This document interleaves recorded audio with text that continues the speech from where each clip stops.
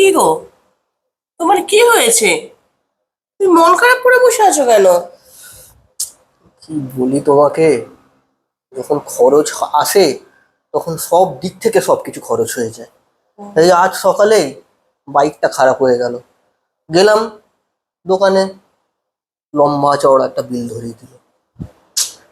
তারপর একজনের কাছে টাকা পাওয়ার কথা ছিল, আজ দেবো কাল দেবো করে করে ঘুরিয়েই যাচ্ছে, এখনো টাকা দিল না। তার মধ্যে মাইনেটাও পাইনি। আর তোমার তো জন্মদিনটাও কাছে আসছে, কি যে করবো কিছুই বুঝে উঠতে পারছি না। দুঃখ করো না, দুঃখ করো না।